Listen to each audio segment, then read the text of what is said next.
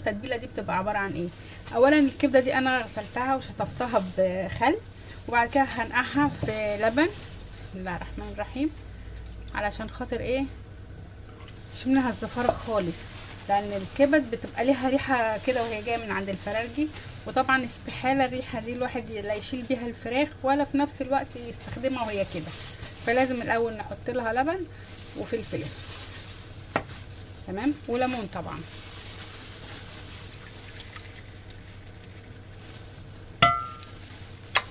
ودي هقلبها فيها واسيبها. قبلها مثلا لو انت مستعجله يبقى مثلا ب3 ساعات ولا حاجه. انا هعملها بكره فهتبلها واسيبها لغايه بكره، تمام. اما نسيت اقول لكم عليها وانا بعمل الكبده، اول ما جبتها فتحت القلوب ازاي، فصلت الكبده عن القلوب وفتحت القلوب وطلعت منها عروق الدم اللي جواها عشان ما يبقاش برده فيها اي حاجه. كل القلوب فتحتها كده، والكبده برده فتحتها وطلعت منها عروق الدم اللي فيها. شايفين كلها زي الفل. ما بسيبهاش باي حاجه فيها عشان ما تعملش اي ريحه ولا زفاره. هي دلوقتي كده تشموها ما فيهاش ريحه زفاره ولا فيها ريحه اي حاجه.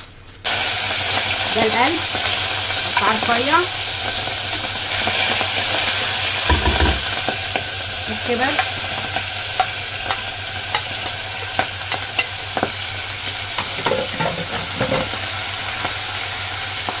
ولا لها اي ريحه.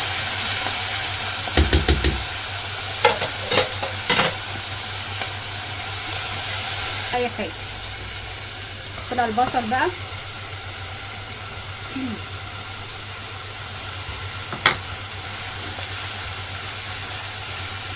تقلبتين، وننزل عليها بفص ثوم مفروم.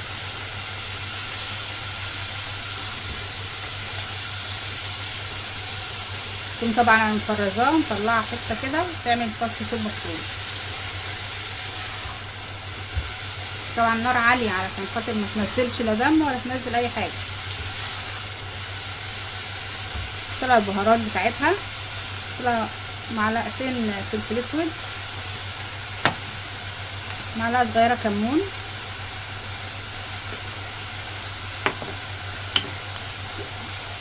وقرفه. الكبده برضو بتحب القرفه.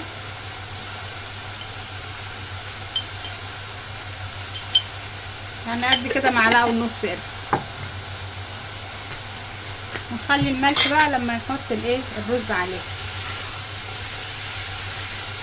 دلوقتي انا خلاص غسلت الرز وحطيت رشه حبهان مطحون ورشه بابريكا على الكبد وهي بتستوي. وادي الرز اهو، 2.5 كوباية. هي المقدار بتاع الميه في الكتل وميه مغليه، فكده انا بقلبه مع بعض اهو. وبعد كده هنزل عليه بالميه المغليه واغطيه واسيبه يستوي عادي زي اي رز عادي. بسم الله الرحمن الرحيم.